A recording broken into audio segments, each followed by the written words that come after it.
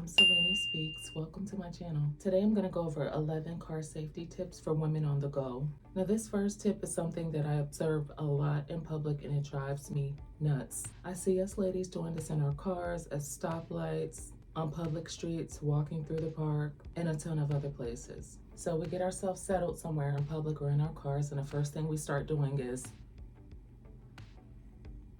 when we do that, guess what happens? When we do that, we're making ourselves an easy target for other people. We're not paying attention. I don't know if it has something to do with people being less confident these days with making eye contact with other people or shyness or whatever. When you're conscious about what's going on in your environment, you're eliminating the element of surprise. What I mean by that is if a person is walking towards you and they're considering snatching your purse or your wallet or whatever it is, they might think twice if you're making eye contact with them. They might be fearful that you're able to identify them later. If you're looking at them, you might know what color shirt they had on, what color pants they had on, how they were walking, what color their eyes were, if they had any scars or tattoos. Those types of things can help you identify a person at a later time. So making eye contact is very important, and you don't even have to stare. You can just briefly look at the person and look away. But if you're scrolling through your phone, not paying attention, you won't even see it coming. So tip number one is to be alert and aware of your surroundings. Which brings us to tip number two. Make sure that you have your keys out before you get to your car. The last thing you want to do is get to your car and just be shuffling and looking through your purse and looking through your pockets trying to find your keys. It makes you look unorganized and like a person who doesn't have it together. Yes, it's happened to all of us. It's happened to me before, but I started to realize that it's not safe. When you're walking to your car, use your eyeballs to scan your car, look around it to make sure you don't see any strange person loitering or just standing around or someone who looks out of place. If you see someone who's standing around your car that makes you feel uneasy and unsafe, guess what? You don't have to get in your car. You can turn right around and go back in the store or go back into your home or wherever you came from until you feel safe. It's also best to just take a quick look in the back seat of your car and make sure you don't see anyone in there. I know it's rare, but it has happened to some people. And my ladies who have SUVs, this especially applies to you because you have a lot of space in your vehicle, more so than someone who has a sedan. Tip number three is to lock your doors as soon as you get in your car. As soon as you get into your car, the first thing you should do is lock your doors. Make it a habit until it becomes second nature.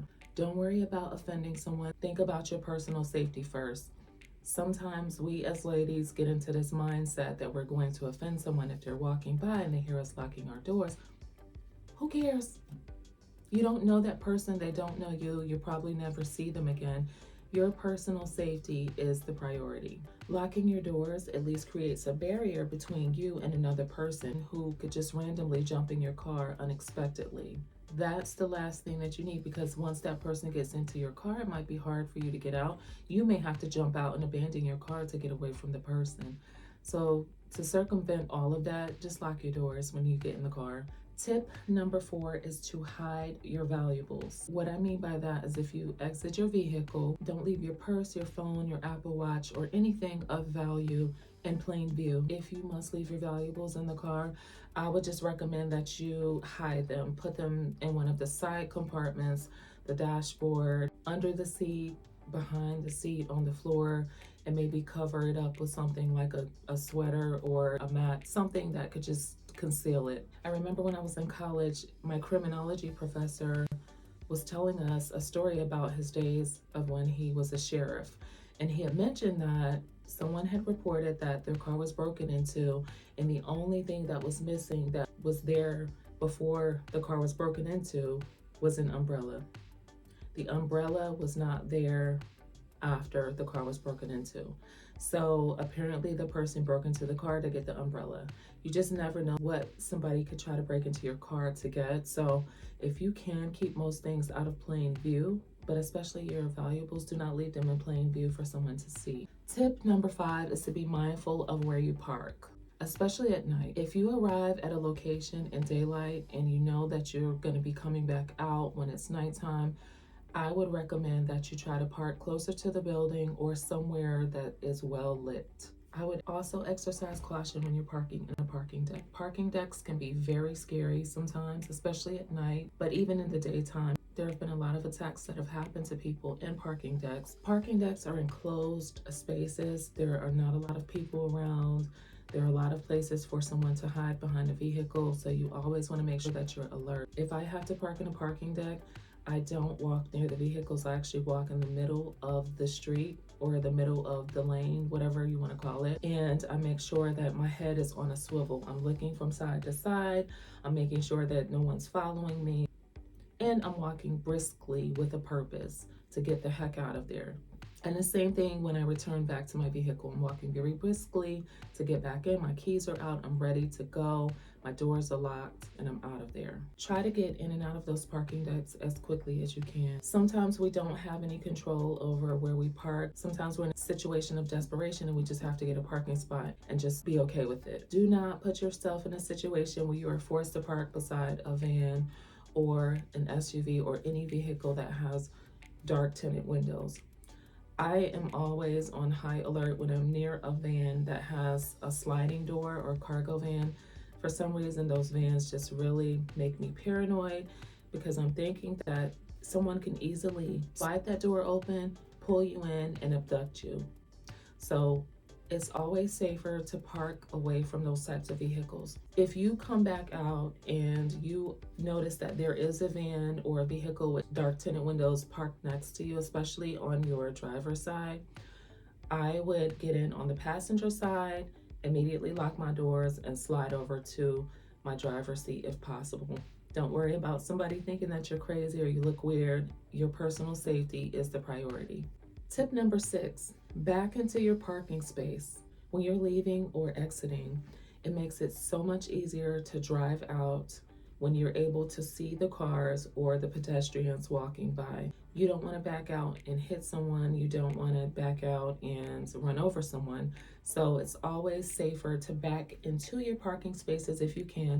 And also, if there is an emergency and you need to make a quick exit, all you have to do is just put your car in drive and go.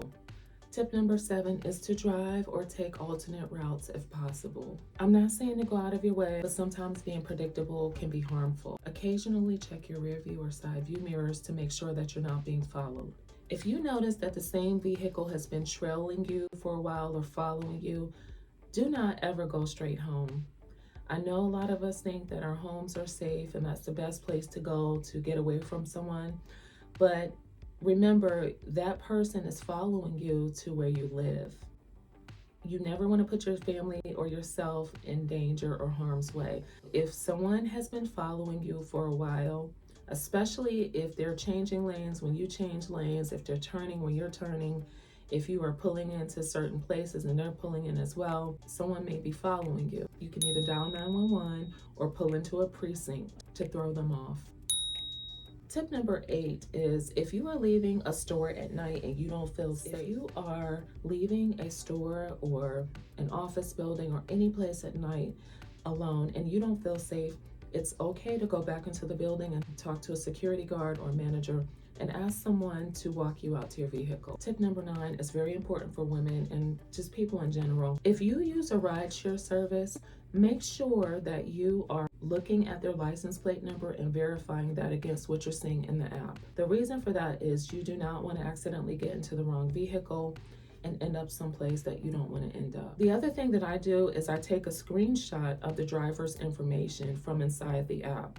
In most cases, you don't even have to do that, but let's say this person is driving you somewhere and you don't feel safe, you have the option of sending that screenshot to your loved ones or someone that you trust in your contacts. And that way you can tell that person, I'm in this location, this is the person I'm with that's driving me, we're not supposed to be here, please send help. I don't know how this works on other devices, but if you have iOS or the iPhone, you can share your location with someone in your contacts or just someone in general. If someone's taking you somewhere against your will and you can safely do this, go ahead and send your location to a trusted person or someone in your contacts who can help you. Tell them to dial 911. When you share your location, they're able to track you and see where you're going. Also, there are a lot of great safety apps that are out there that you can download and actually use at the push of a button if you are in an emergency situation and you need to contact emergency services. Just do your research and just choose one that works best for your needs. Moving on to tip number 10. Number 10 is to consider keeping self-defense tools on your person. There are a lot of safety and personal defense tools that you can purchase, but just do your research and find something that works best for you. A lot of ladies carry mace. Just try to make sure that you're prepared. They also have other tools out there that you can use, but just make sure you have something that you're confident in using in times of an emergency. Tip number 11 is to keep a first aid safety kit in your car. In case if you need it for any reason, make sure you have one. It's better to have it and not need it than to need it and not have it. Also, keep a quality phone charger in your vehicle at all times, because there's nothing worse than needing to call for assistance or help, but not being able to do so because your battery has died. Tip number 12 should be an obvious one, but it may not be. Never stop for hitchhikers. You can call 911 if you see that that person is in some sort of distress or something is happening. You don't know that person. That person could be pretending to be a really nice person who's going in the same direction that you're going in, but all the while that person is planning something sinister once they get in that vehicle. Well, this concludes the video. I hope you found these tips very helpful.